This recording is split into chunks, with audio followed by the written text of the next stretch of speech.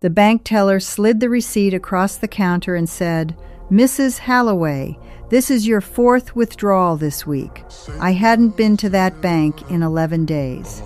My hand was steady when I picked up the paper, but my mind was already running the numbers the way it used to run vitals on a crashing patient. Something was wrong, and I already had a good idea who'd done it.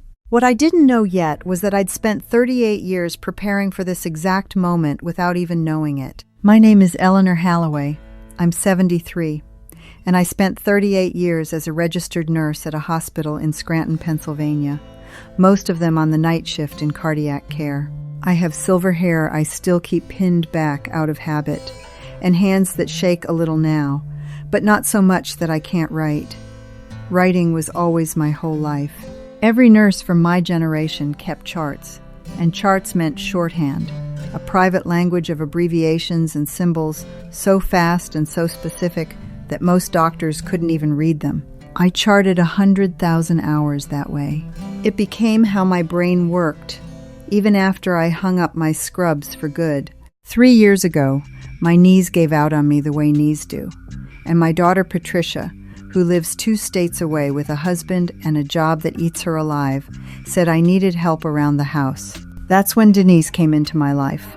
Denise was 34, warm-eyed, quick with a laugh, the kind of woman who remembered you liked your tea a certain way after hearing it once. She came through a home care agency with good references, and for the first year she earned every bit of my trust. She drove me to my appointments. She learned my medications better than some doctors did. She sat with me on Sunday evenings and let me talk about my late husband Walter without ever looking bored. I paid her through a checking account I'd kept separate just for household help, the one habit my husband, a bookkeeper for 30 years, insisted I never break. Walter used to say, "Eleanor, never let all your money live in one place, and never let anyone else be the only one watching it." I thought that was just an old accountant's paranoia. I didn't know it would end up saving me. There was one small thing that bothered me early on, though I brushed it off at the time. Denise always offered to handle the mail for me, sorting bills, bringing me only what she said needed signing. I have arthritis in my fingers, and it seemed like a kindness. Looking back, it wasn't kindness. It was access. It began quietly, the way most theft does. I noticed my checkbook register had entries in handwriting that wasn't mine.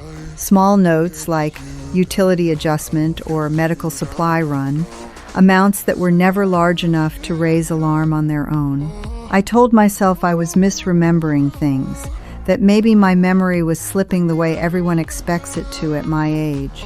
That doubt was the first thing she stole from me before she ever touched $1. A few weeks later, my pharmacy called, asking why I hadn't picked up a refill I'd supposedly requested, one I never asked for and never needed. Denise had a smooth answer ready before I even finished the question. Something about a mix-up with a different patient. I believed her, because believing her was easier than believing what my gut was already telling me. She had an answer for everything, and that should have worried me more than it did. Then Patricia came home for Easter and mentioned, almost in passing, that she'd seen a check made out to a name she didn't recognize, dated the week I was recovering from a bad flu and barely able to hold a pen. I told her it was probably nothing, a payment to some contractor, but my hands remembered something my brain hadn't caught up to yet. I hadn't been able to grip a pen properly that whole week. I couldn't have signed anything. Then came the night that changed everything. Unable to sleep, I pulled out an old shoebox of carbon copies and canceled checks I'd kept out of 38 years of habit, the same habit that made me chart every patient's blood pressure down to the decimal. I lined the checks up on my kitchen table under the lamp, the same way I used to line up medication logs before a shift change. 12 checks, 12 signatures that looked almost exactly like mine, almost. And underneath one of them, barely visible, was a mark that meant something only I would ever notice. What saved me wasn't a lawyer, and it wasn't hidden money. It was my own handwriting. For 38 years, every chart I wrote ended with a specific personal notation, a tiny loop under my signature that no supervisor ever asked about and no forger could ever guess. Because it wasn't decorative, it was clinical shorthand, a habit as automatic as breathing. Denise had copied my signature beautifully. She had never copied that loop because she didn't know it existed. She thought she was forging an old woman's name.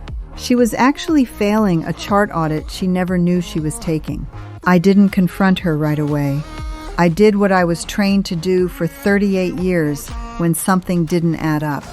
I documented everything.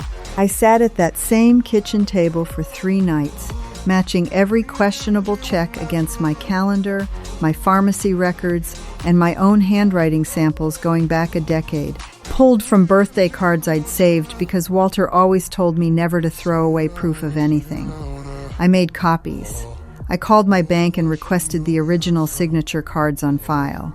Then I called the bank's fraud department, not the police, not yet, because 38 years of watching how systems actually work taught me that paperwork moves faster than panic. When I finally sat Denise down at that kitchen table, I didn't raise my voice. I laid 12 checks in front of her, side by side, the loop missing from every single one. "You're a wonderful caregiver, Denise," I said. "You're a terrible forger." She went pale, in a way I recognized from 38 years of watching patients realize their test results weren't good. She started to explain. Something about bills piling up, a boyfriend who'd left her with debt, promises to pay it all back. I let her finish. Then I told her the bank already had everything they needed, and so did I. I didn't press for the harshest possible outcome. I've spent too many years watching desperate people make terrible choices to want to crush someone for it.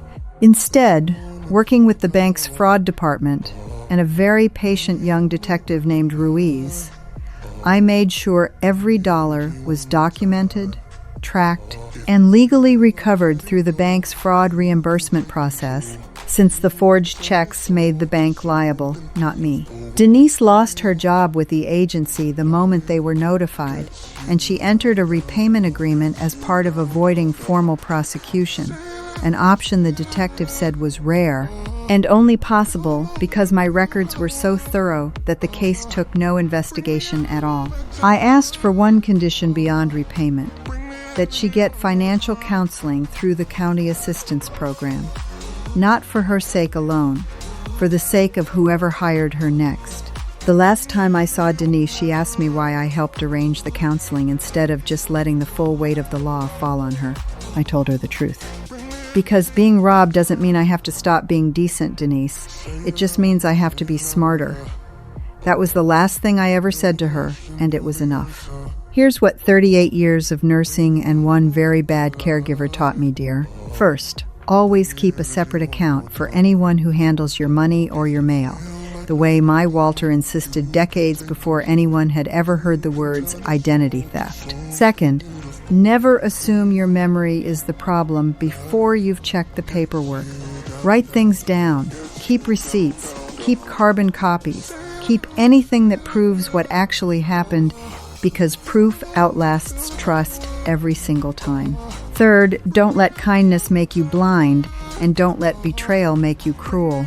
You can protect yourself completely and still leave a small door open for someone to become better than the worst thing they did to you. If something like this has ever happened to you or to a parent you love, I'd truly like to hear about it in the comments, because these stories deserve to be told out loud, not hidden in embarrassment. Being old doesn't mean being finished, dear.